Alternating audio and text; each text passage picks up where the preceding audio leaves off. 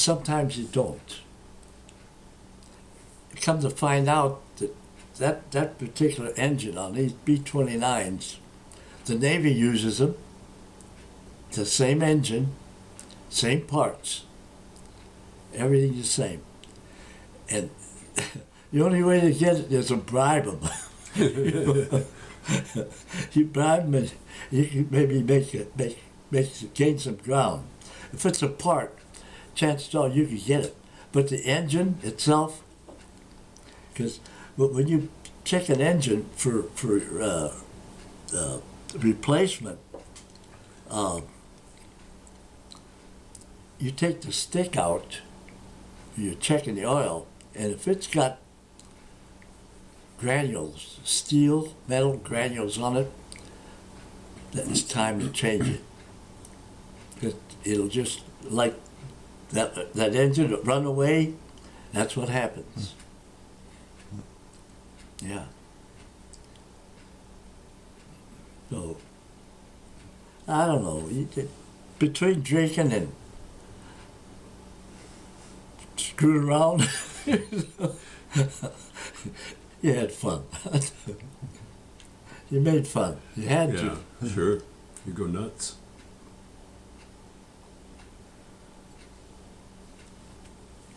No, never had any trouble with anybody, no.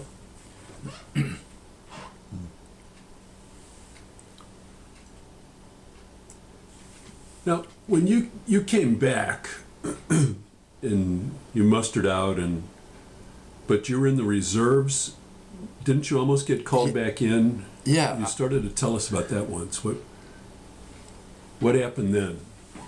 Well, I was in the reserves. Yeah. Yeah. And when they needed somebody, they would call you. And then when that expired, well, they'd send you a letter. You could re-sign, re-up on that. And I said, no more. That's it. See, that was automatic, though, when we were discharged, with the understanding that they could call me back. Didn't they try to get you to go back? Did you have to go to Montana or something? Well, I'm trying to remember what you said the last time. Yeah, because this was the war over in the islands again. You mean Korea? Korea. Is that? And they had me down to go to Montana. And I had to report to the place in New Jersey, and we would fly to Montana. And then from there we're going overseas again.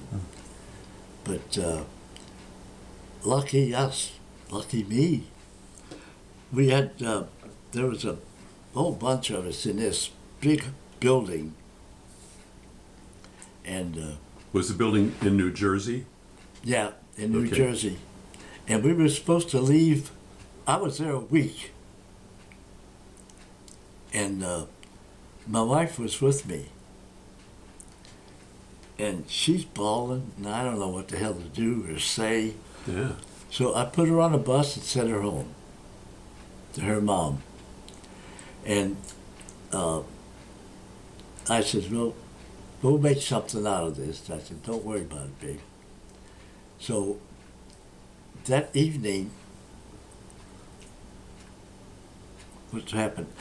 The people that were in charge of getting this group to go to Montana, Great Falls, why, they got word from them that send some of them people home. The ones that want to go home, let them go home. That's it. And the ones that want to stay, the ones that are going home, on the left. The ones that's going to stay on the right. In the confusion, the guys that wanted to go home got the wrong line. And when they give them the ticket and all that shit to gather themselves together because they're going to Montana, says, I ain't going, I don't want to go, I didn't want to. And shit, there was a bunch of them screaming. And the sergeant out front stood there, shook his head. He said, "God damn it." He gathered them all together. He had to do some phone calls, make some phone calls, to tell them what happened. And he got his ass chewed, no less. And he told them, if you want to go, walk out that door. If you want to stay, walk out this door. And that's all I want to hear. Oh, no more questions. Now get the hell out of here. And man, they was trying to get 4 or 5 people through one door. Punching, grunting, groaning. And I just waited to my turn, and I didn't want to get hurt. And it was all over. The next morning, I got in my car and I drove on St. Louis. And goddamn colder than a well digger's house out there. And the heater won't work in my car. Oh, God. I stopped in Ohio. It was late in the evening. This guy was closing up. And he was nice. He opened the doors up, brought the car in, and looked at it. And I told him what happened. You know, I was on my way home because they wanted to Shanghai me to Montana. He said, "Oh, no." I said, "Yeah."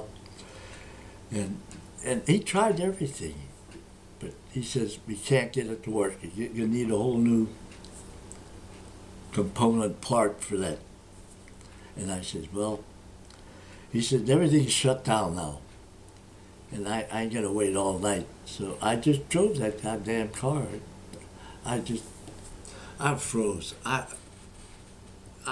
Greg, I was so goddamn cold I couldn't feel my fingers. Yeah.